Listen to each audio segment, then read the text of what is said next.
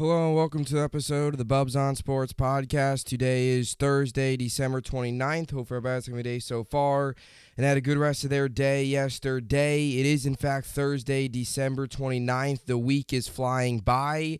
We are getting closer and closer to Sunday, closer and closer to the weekend, which should be an exciting, and packed weekend of sports. It all starts tonight with Thursday Night Football. But you got bowl games on. You got the college football playoff semifinals. You got New Year's Eve, New Year's Day, obviously, on Sunday. You got Jets, Seahawks. Jets need to win out. Patriots need to lose one. And you got Giants, Colts. And the Giants just need to win this weekend, and they are in. So an exciting time for New York football as both teams have a realistic shot at making the playoffs. Both teams continue to make their playoff push. Playing meaningful games late in December here and into January, which is exactly what we wanted at the beginning of the year. And hopefully both the Jets and the Giants obviously come through and have a successful weekend. We shall see how it all plays out. A packed night tonight in sports as well, especially New York sports. You got the Knicks tonight against the Spurs. You got the Rangers tonight against a Lightning. You got the Isles tonight back in action fresh off of their win against the Penguins. They'll be back home. Rangers hit the road in Tampa. Nets will have a day off, and the Nets last night got their 10th straight win in a row. A very close game in Atlanta. They get the job done. And man, oh man, I said it, 2 days ago, Tuesday I said it. This Net team now is playing like one of the best teams in basketball, and right now they have the second best record in the NBA at 23-12. The best record belongs to the Celtics at 25-10. Nets are now the 2 seed in the Eastern Conference. They are now 2 games back of Boston. This Net team is on fire, and again, a credit to this coaching staff, a credit to Jacques Vaughn. He's got these guys playing hard, and this Net team is showing a lot of positives here over the past couple weeks over this 10-game win streak. And they look to continue that here in the coming days. So a lot to look forward to. Let's get into the topics for today's podcast. A lot going on in the world of sports yesterday, especially in the NFL with all the quarterbacks a couple quarterbacks being benched, some surprising news. So we're going to get into it here today. I'm going to start with Derek Carr getting benched by the Raiders. A very shocking development yesterday as it came across Adam Schefter, reporting shocking news. I was very surprised. I could not believe it. He is benched, and not only is Derek Carr benched, but he's going to be inactive this week. He's going to drop down to the third string. Jarrett Stidham will now be elevated up to the starter for the final 2 games of the season. I think this is a terrible move by the Raiders, and why Josh McDaniels is another Belichick failure, and also why he has lost the locker room, especially after what Davante Adams had to say yesterday, both on social media and in his press conference yesterday. A lot is going on with the Raiders. We're also going to get to the Commanders. They benched Heineke, and they're bringing back out Wentz, and I don't agree with this move at all. Wentz will be the starter the rest of the way. I tend to disagree. I think it should be Heineke. I'll get into that as well, and what this means for the Commanders moving forward, Heineke's future, and where the Commanders might be going in the offseason if things don't work out here with Wentz in the final 2 games, as they find themselves right in the playoff hunt as well in the NFC.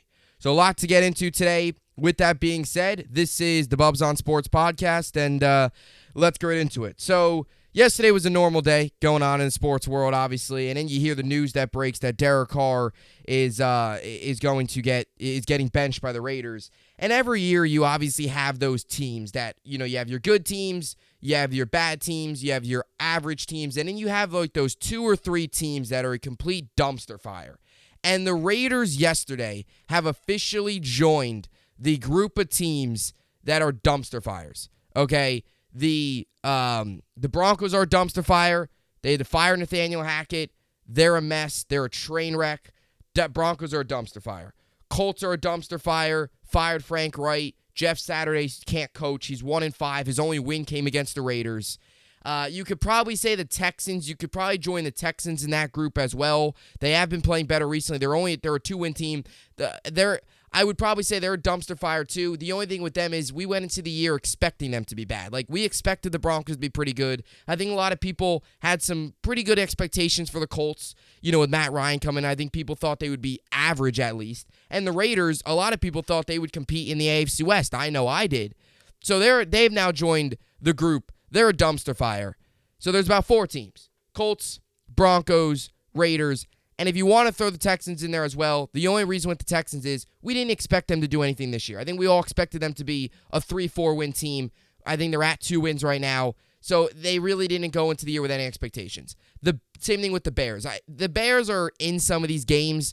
Again, the Bears, as much as they're losing a ton, they're on an 8-game lose streak. You could say they're dumpster fire. But like the true teams that have just blown up this year, Colts, Broncos, Raiders. I might be forgetting some, but those are the teams that you went into the year, you said, all right, these teams should be pretty good, and they've now completely bottomed out. Colts fired their coach. Jeff Saturday isn't any good. Broncos fired Nathaniel Hackett. I think they're invested in the wrong quarterback in Russell Wilson. I don't think Hackett obviously was to blame with some of the stuff, but I think a lot of it had to do with Russell Wilson.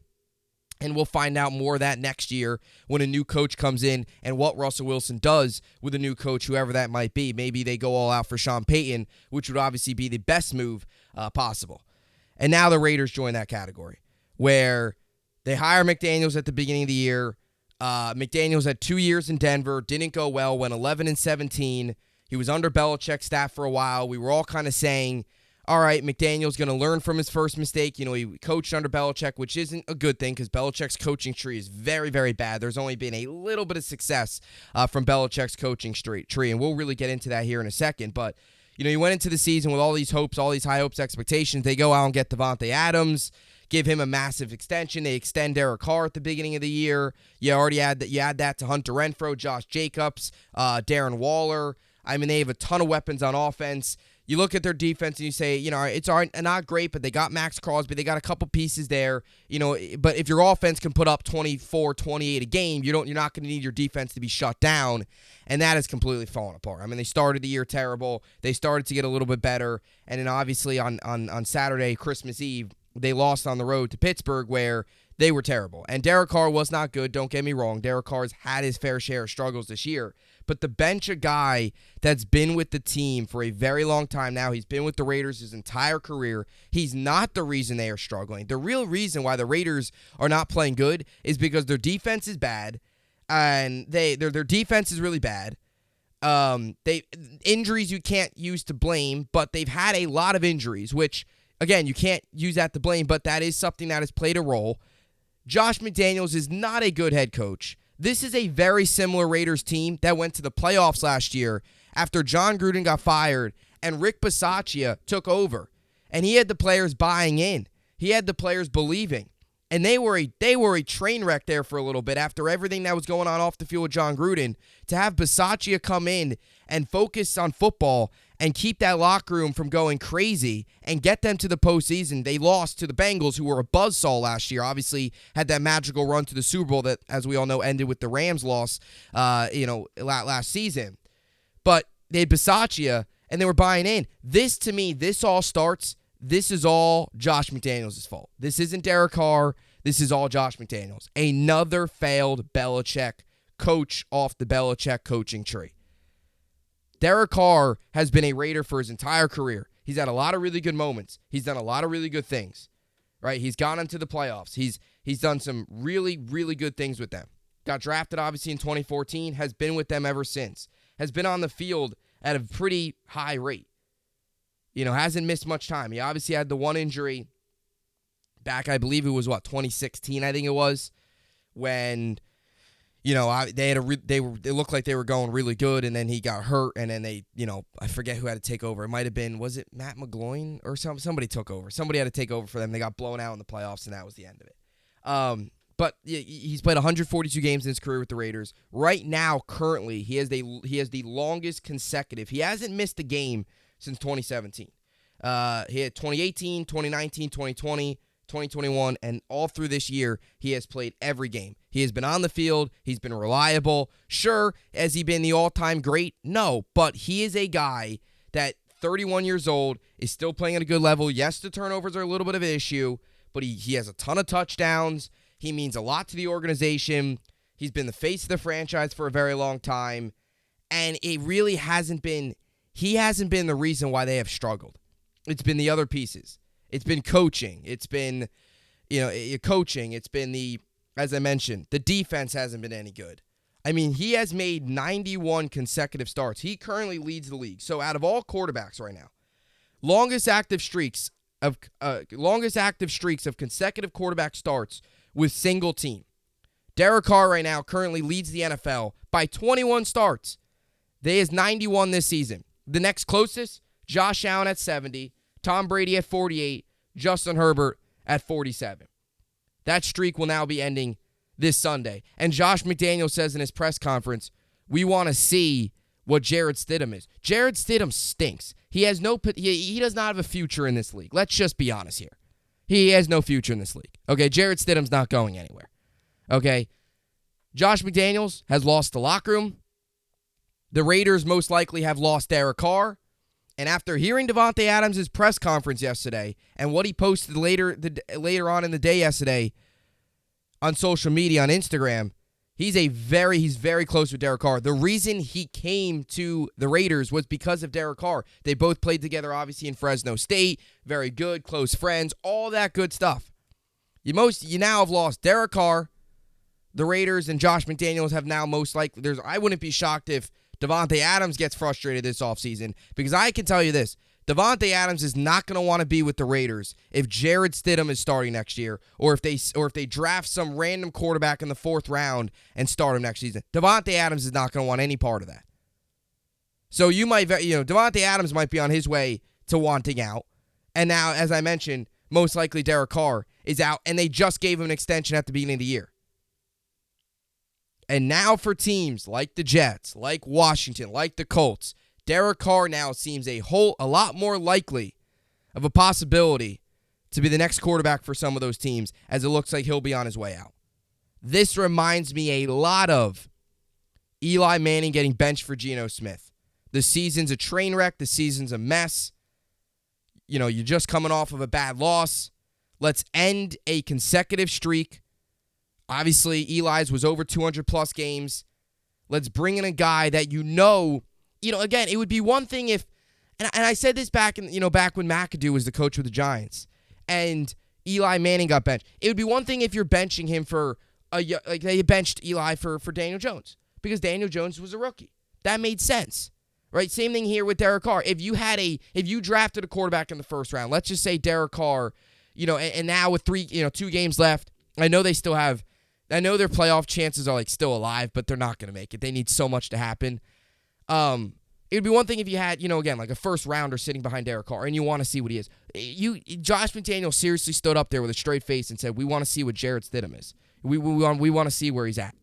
This is just, Josh McDaniels is just making a move just to make a move. He's just trying to, the team's irrelevant. They stink. They're a mess. Let me just create a headline for no reason, ruin the relationship with the locker room, and now they're a complete mess.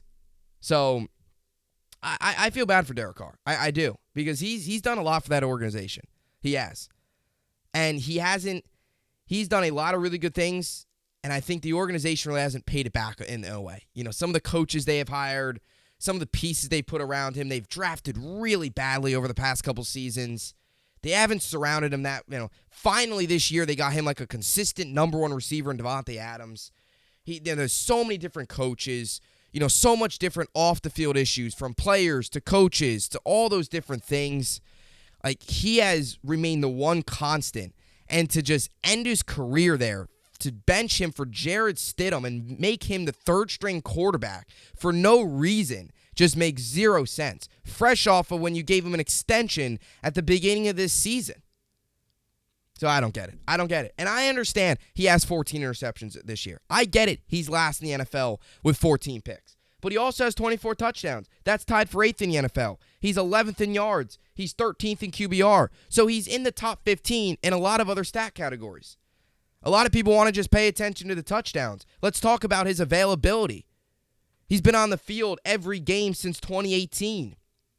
Has the longest consecutive streak in the NFL right now, 91 consecutive games. I mean, this is, and again, he's remained the one constant. So, Josh McDaniels loses the locker room. Derek Carr most likely on his way out. And with that happening yesterday, I did some research. So we've always talked about how the Bill Belichick coaching tree is really, really bad. We've always talked about that.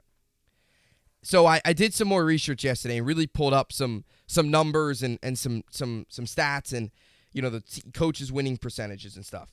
So let's add Josh McDaniels now to the list of a failed Belichick coach. So Belichick, legendary coach, as we all know, right? But he has not been able to produce, coaches that come right. Like, we look at different coaching trees. Like Shanahan, good coaching tree, right? We've looked at, there's many different coaching trees over the years where coaches will come out of, be an assistant, be a coordinator, be offense, defensive coordinator, whatever it is. They'll come away, leave that coach, go join, be a head coach somewhere else, be very successful. And then that coach, then he'll break away from that coach. And Belichick, and there's been some really good coaching trees.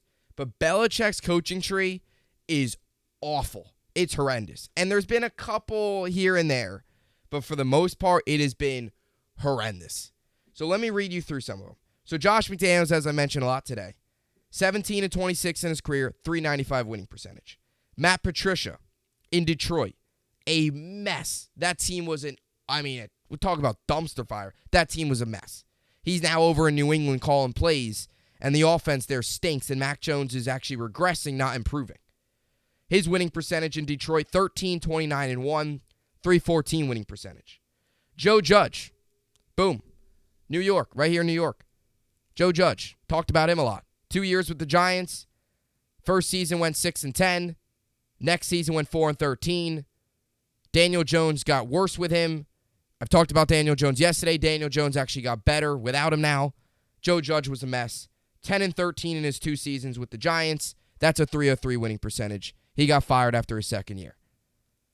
And to show you how bad he was, look at what the Giants are doing now with actually less talent on the roster than Joe Judge had. They're an 8-win team and on their way to the postseason with a win this weekend against the lousy Colts.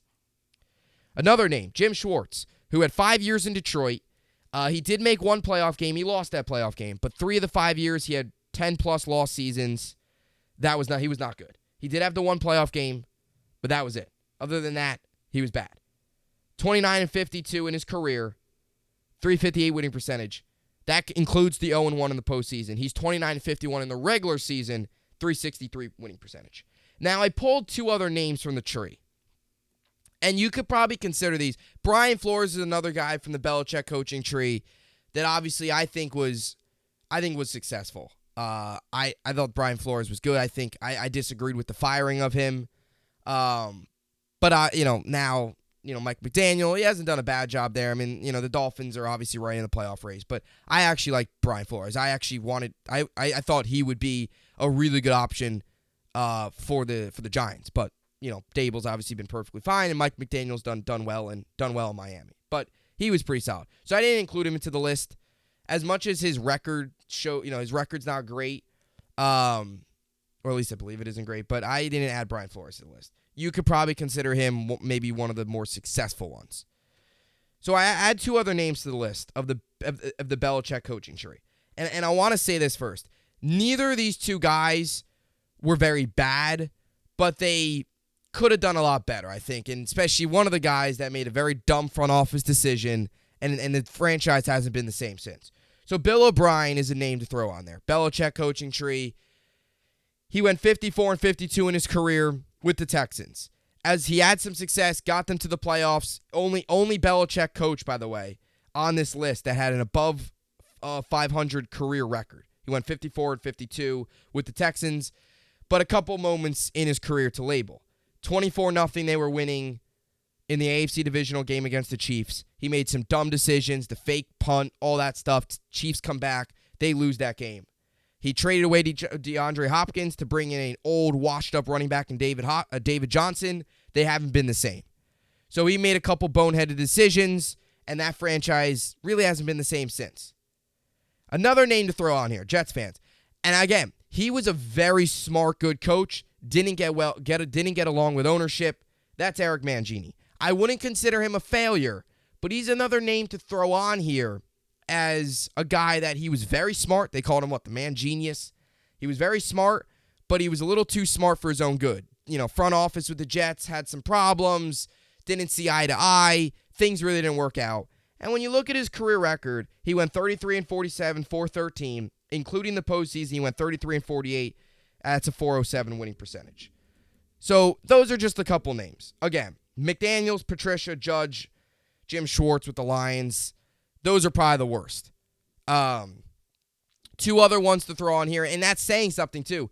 Mangini and Bill O'Brien are probably the two most successful, and even those guys had issues.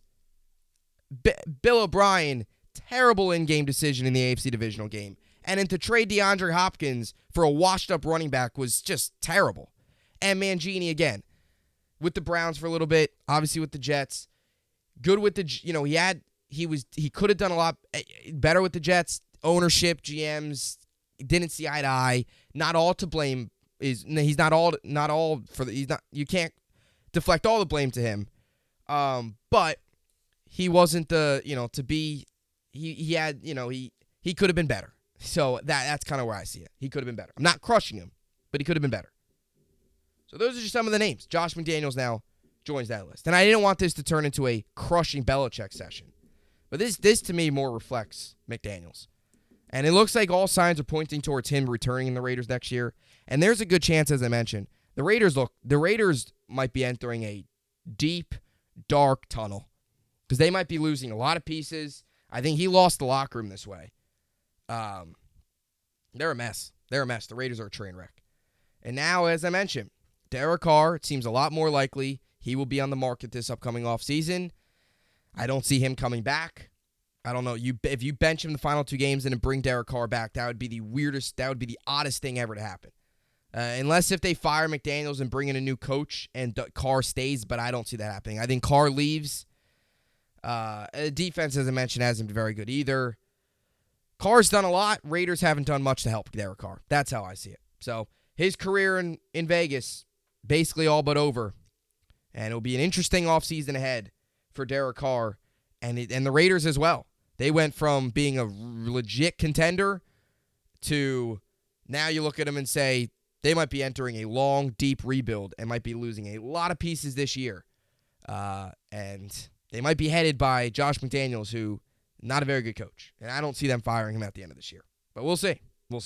So that's what I got for Derek Carr getting benched. And the head-scratching decision in Vegas to bench him, which obviously I think we all can agree we don't understand, and the Raiders will happen. That's another thing, too. You want to get a good look at Jarrett Stidham, you got to play San Francisco, who's probably is the best defense in the NFL, and then you got to play the Chiefs, who we all know what the Chiefs are.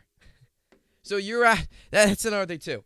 You're asking Jarrett Stidham to play the Niners and the Chiefs. It's not like, these final two games left. It's not like, all right, you got the Colts coming up and you got, in-division matchup on the road, but against the Broncos who are bad. It's on the road, but the Broncos stink.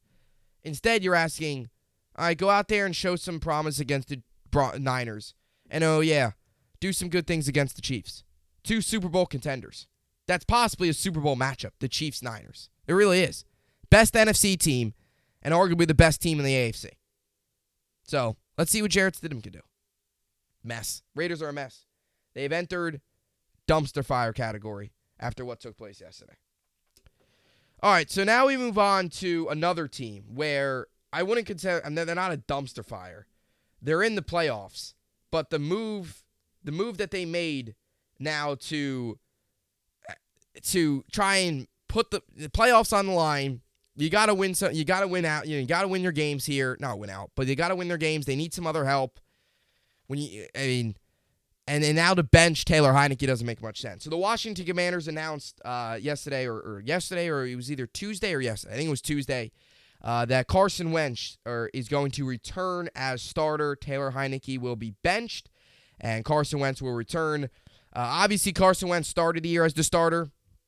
And I think this was kind of, we all went into the season saying, all right, here's your final opportunity. Eagles, you had you showed some promise. Torn ACL, hasn't been the same. You go to the Colts. Last year, that was a mess.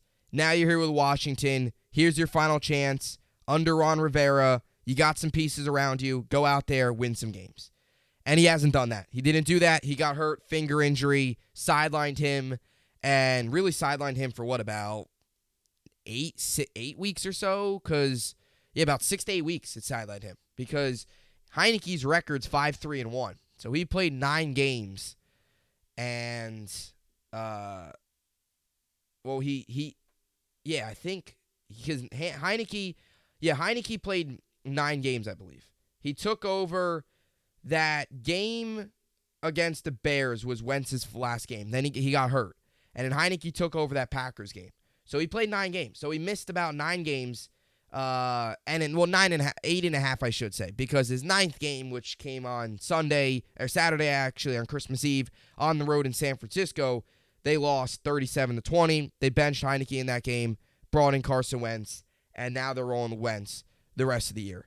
And this makes 0 sense to me. I don't get this. I don't understand. And I think Ron Rivera is a solid coach. He obviously had some of those really good seasons in Carolina with Cam Newton and, got to the Super Bowl, obviously lost to the Denver Broncos, who that defense was unbelievable with Von Miller, Peyton Manning's final run, as we all know, Super Bowl 50. He had a couple good seasons there. And I think he's still a very solid coach. He's doing a lot out of nothing. Like the Washington Commanders have got a lot of issues internally. When you talk about Dan Snyder, all the allegations, the off-the-field issues, they have got a lot of issues internally. And I think Ron Rivera has done a very good job of kind of blocking out those issues, focusing on football, and really just worrying about, what's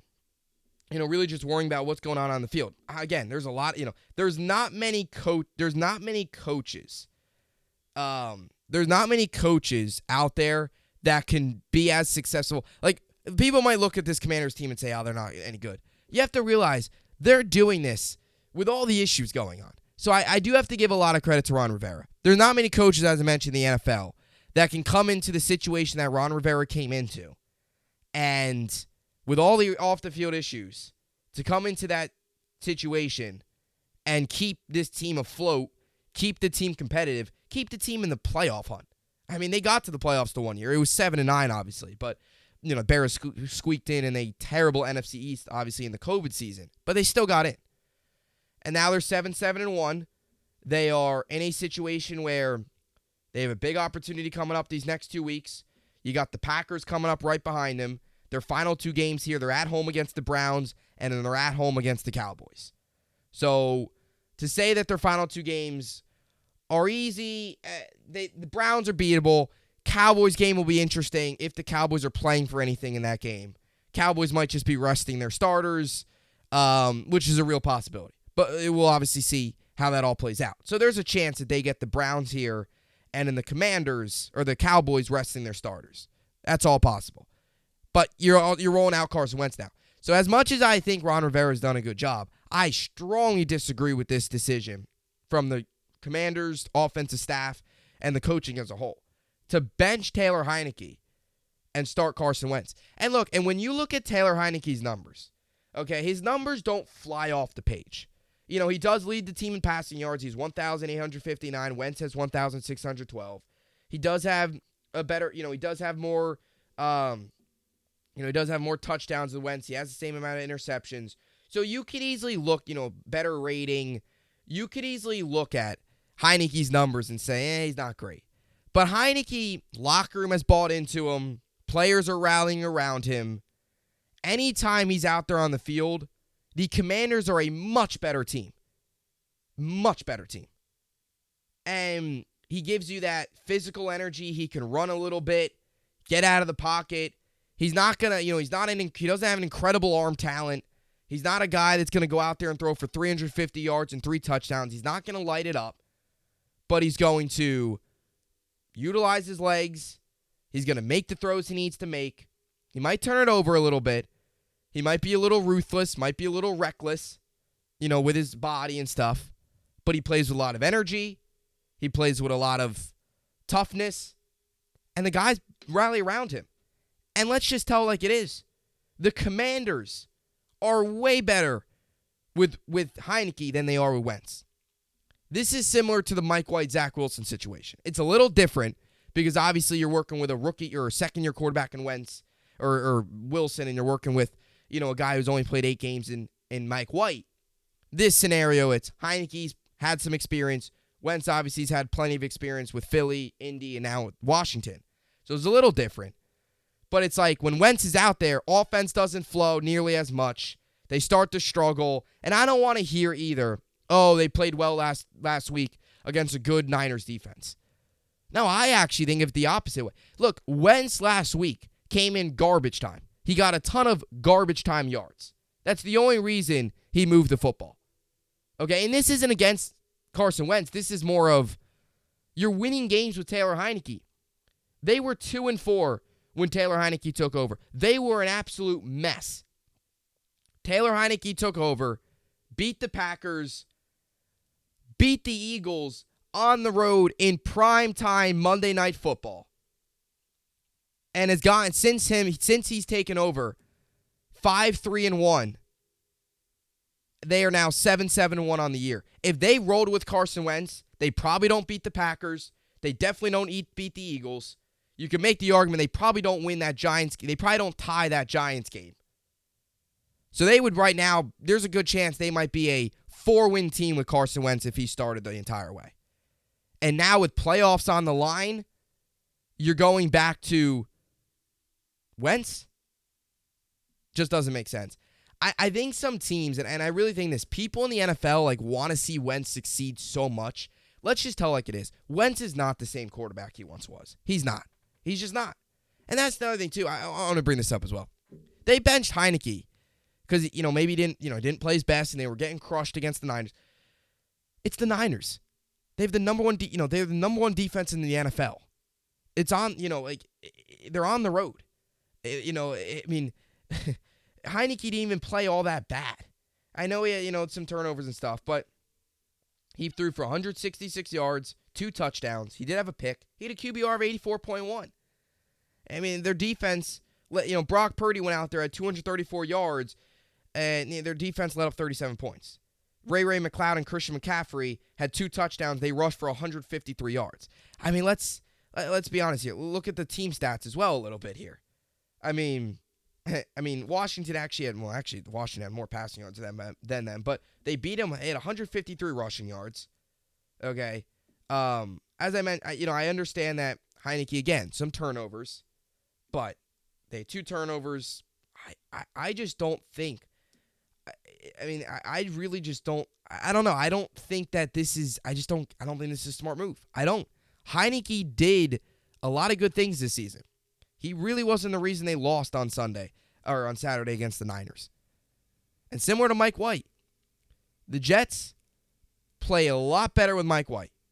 A lot better. Defense plays better. Offense plays better. There's more rhythm. When you look at Washington, Wentz, no energy, no rhythm. That's why they started the year as bad as they did. And with Heinicke, there's no energy, or there's a lot more energy, I should say. A lot more rhythm, a lot more wins. So I think when you're this close to the playoffs, as much as Ron Rivera has done a lot of good things in a very difficult situation in Washington, I disagree with this decision a lot, and I think it's going to cost them. I wouldn't be shocked here if Wentz goes out here, goes 0-2 in these final 2 games, they lose out and they miss the playoffs. You definitely know Heinicke's beating the Browns. I'm not saying Heinicke's Tom Brady or Joe Montana or Joe Theismann, former Washington quarterback. We'll go to Redskins players, right? I'm not saying that.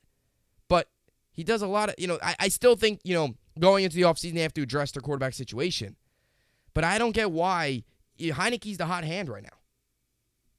They're playing well under. And I know they've struggled a little bit. They haven't gotten a win since, November 27th. I get that over the Falcons because they tied the Giants and they lost to the Giants and they lost to the Niners. I understand that. They lost prime time at home, but they also beat the Eagles on the road, which Wentz wouldn't have done. So all the things that Heinicke has done this year, taking the Commanders from a mess to turning them into a playoff contender, to now go back to Wentz when 2 games left, it's just, that's another thing too. Even if, let's just say Heinicke was playing let's say he was playing average, right? There's still, the offense has still got a rhythm with Heinicke. He's already, he's played 9 games. Wentz is, Wentz only played 6. Like, there's a lot more rhythm with him. Heinicke's played, many other seasons. Like, Wentz coming in, this is his first year with the team. There's just a lot of other things that also play into this as well, minus just the performance from Heineke. So, I don't know. I think a lot of people just want to see Wentz do well. Look, Wentz, the bottom line, he has not been the same quarterback since the Philly days. He hasn't been. Those Eagles, obviously with the Eagles, he had that one big season in 2017, and then he blew out his ACL, and then he really wasn't the same after that. And then, again, last year with the Colts, as much as, you look at the numbers and you say, all right, through 27 touchdowns, 7 interceptions, he lost the final 2 games of the season. I mean, he blew it. That offense really blew it the final 2 games of the season. They lost to the Raiders, and they lost to the Jaguars. They lost to the Jaguars on the road 26-11. So, that wasn't good either. So, I don't know. I just disagree with this. I really do. I just don't think Wentz is nearly where he was a year ago or a couple years ago. And Heineke, again, is just, in my opinion, the better quarterback right now. And again, he's not a guy that you're going to look at the numbers, not going to fly off the board, but he plays with a lot of energy, and the locker room rallies around him. Can't say that about many other quarterbacks. Can't. So, it'll be interesting. Prove me wrong. Commanders go out there, win the next 2, get into the playoffs. Prove me wrong. But you look at the NFC playoff picture, it's interesting. It really is. We've talked obviously a lot about the AFC with the Jets, but you look at the NFC, it's definitely interesting. You have a team like Dallas, 5 seed, they've already clinched. But you have a team like the Giants and the Commanders. Giants just need to win one more game. Most likely they win this weekend against the Colts. If the Giants lose to the Colts this weekend, I would be shocked. I would be surprised. So your teams that are still in it: Seahawks, Lions, Packers. So Commanders right now currently hold the last spot, 7-1. They got the Browns and they got the Cowboys coming up. Packers need to win out. If Packers win out, they're in. I believe they just need Washington to lose 1 game. So Packers left. They got Minnesota at home and they got the Lions at home. So December football, January football, I should say, in Lambeau, you like the Packers' chances a little bit. You do, with the final 2 games left. So Packers, I would not be surprised if the Packers win out and they win their next 2 games and get in. It's just a matter of if Commanders are going to lose one of their next 2. So that will be interesting. And with Seattle too, they have the Jets this week and then they have the Rams. So most likely you would need Seattle to lose this week because the Rams probably you might beat them. I mean, the Rams are playing with a little bit more spark under Baker, but that will be interesting. And then the Lions, as I mentioned, they got the Bears this weekend, and then they got the Packers.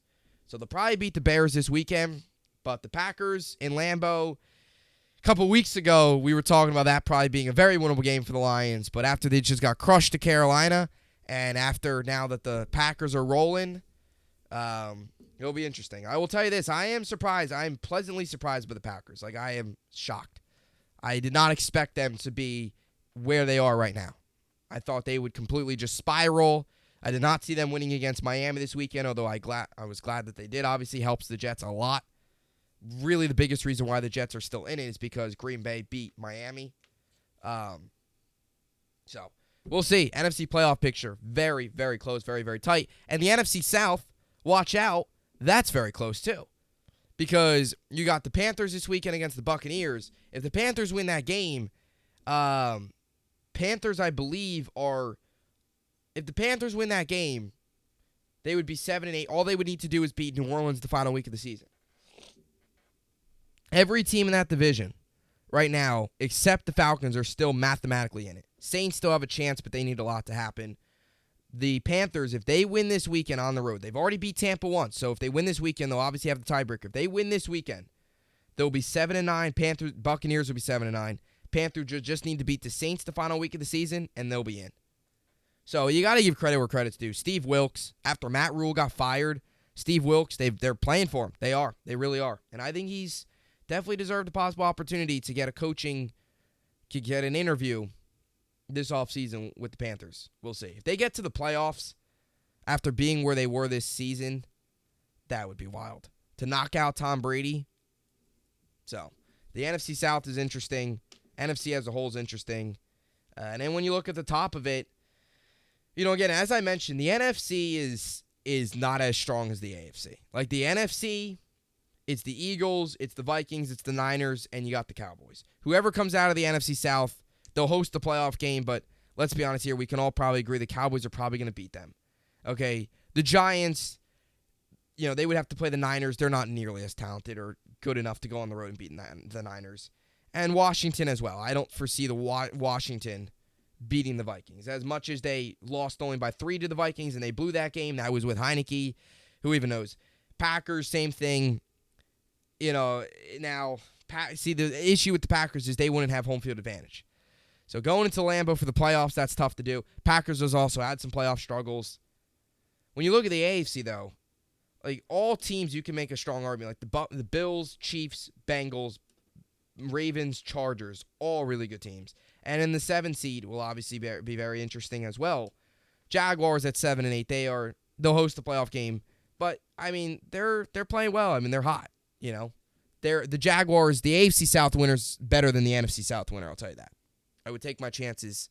Jaguars over the Panthers, Buccaneers, or Saints. I think they would probably win those games. So, playoff pictures are interesting. Here's the final 2 weeks of the season go by. So we'll see if Carson Wentz can knock off the Browns, and if he can knock off the Cowboys, and maybe knock off a Cowboys team that's resting their starters. So we'll see how that all plays out. All right, so now let's get into the New York Sports Update or close things out and the rest of what's going on here tonight in the sports world. As I mentioned, tonight you got Knicks Spurs in San Antonio. Knicks fresh off of a tough loss in Dallas. They'll look to have a little bit more success tonight in Texas as they move to San Antonio. I think that Knicks should win this game. San Antonio's having a tough year, 12 games below 500. Knicks look to bounce back. I think they might come out a little frustrated after how the game, the other night went. Some other games on tonight. You got Cavs, Pacers, Thunder, Hornets, Celtics, Clippers, Raptors, Grizzlies, and the Mavericks, Rockets. Luka fresh off of his 60-point triple-double tonight. Canadians, Panthers, Sabres, Red Wings, Capitals, Senators, Blues, Blackhawks, Jets, Canucks, Stars, Wild, Avalanche, Kings, Coyotes, Maple Leafs, and the Sharks, Flyers are some of the games going on tonight in the NHL. You got both New York hockey teams tonight. Islanders at home against the Blue Jackets, and the Rangers hit the road as they will be in Tampa tonight against the Lightning, a little rematch of the Eastern Conference Finals. And then they'll be on the road on Sunday against the Panthers. Then they'll come home for one against Carolina. And then they'll go on the road against the Canadians. And then on the road at Prudential Center in Newark, New Jersey against the Devils. So 4 of the Rangers' next 5 games are on the road. And they open up a little two-game Florida road trip in Tampa and then against the Florida Panthers on Sunday. NFL tonight. On top of all that, you got the NFL Nets, by the way, have a night off, as I mentioned. They'll be back tomorrow night. I believe they'll be back Saturday night. They'll have a much-needed 2 days off against Charlotte on the road. So that should be good. All right, and then you also got Thursday Night Football tonight. Cowboys, Titans. Cowboys 11-4. Titans 7-8. Cowboys 12.5-point favorites. The over-under set at 40 tonight, 8:15 p.m. Eastern, Amazon Prime Video. Cowboys are a massive favorite here. The Titans are a mess. Malik Willis has not played well. Derrick Henry's out. They are a mess. They obviously, most likely, hip with Derrick Henry. He's out with a hip injury. Cowboys are still playing for something, chance at a little bit of a higher seeding a little bit. I think mathematically they're not out of it, I guess, in the AFC, NFC East. I don't think yet. I don't even know. I don't even know. So Cowboys are, still playing for something. The Titans are still playing for something as well, but Titans most likely looks like they might be on their way out of the postseason. So I don't see the Titans even competing in this game. I'm going to take Dallas by a lot. Give me Dallas 27-10. I'll take the under on the over-under 42.5. 40, or I'll take the under on the over-under 40, rather. And I'll take the Cowboys covering the 12.5. Give me the Cowboys 27-10 by 17 to open up Week 17. By the way, Kentucky lost last night. Embarrassing performance on the road in Missouri to open up conference play. They lose 89-75. Kentucky is a serious. It has some issues. They do. They can't shoot. Last night their shooting was awful. Their transition defense and their defense as a whole yesterday was bad. You start to raise questions about these Calipari teams. As much as Calipari, I should say, as much as he's had success in the past couple seasons, these teams have not nearly been as good as some Kentucky teams used to be. Especially some of these road games. We just looked lost. We just looked overwhelmed. And last night, that was the case. So they got to bounce back on Saturday against a lousy Louisville team. And then you get a conference home game on Tuesday against LSU, where that's not going to be easy as either. LSU's 12-1. So, Kentucky 8-4 already a 4-loss team before even entering conference play. That's concerning. So they got to look to bounce back this Saturday, back at Rupp Arena against Louisville, which will be 12 Eastern. Will be tip of that game. By the way, some fantasy notes tonight. Obviously, if Derrick Henry's out in your league, you can look at starting Tony Pollard, although he's questionable tonight. He is officially listed as questionable. So it looks like it'll be more of a game time decision. But for many of those, if you're in a deeper league, David Montgomery could be an option this week. Travis Etienne could also be an option this week as a fill-in running back. Again, flex spot too. You could put in Dillon, Michael Carter, Bam Knight if the Jets can get the run game going. So a couple of those moves could definitely be on the horizon if you are without Devontae or if you are without Derrick Henry tonight in your fantasy football league. So looking forward to it. Exciting night of sports tomorrow. Football Friday. Big Football Friday tomorrow. Jets, Seahawks on Sunday. Giants, Colts on Sunday. 2 college football playoff games. College football semifinal games, I should say. Georgia, Ohio State, Michigan, TCU. You got all the New Year's 6 bowls. Obviously with New Year's Eve on Saturday, New Year's Day on Sunday. Rose Bowl on Monday. So a lot of really good sports coming up. Tonight is the last game of Thursday Night Football. It has been a very bad season of Thursday Night Football. Very bad. Games have been awful. Not enjoy. The Jets game on Thursday Night Football was not good. So it's not been good. So tonight, hopefully, they end with a positive. Maybe we get a shootout. Oh, I don't think that's going to happen because they're without Tannehill. They're without Derrick Henry. They have no weapons on offense. Titans are not good. So we'll see. We'll see how it plays out tonight. But that will do it. Tomorrow, Football Friday. So stay tuned. A lot more content coming. I will see you all back here tomorrow. Hope you enjoyed it, and thanks for watching.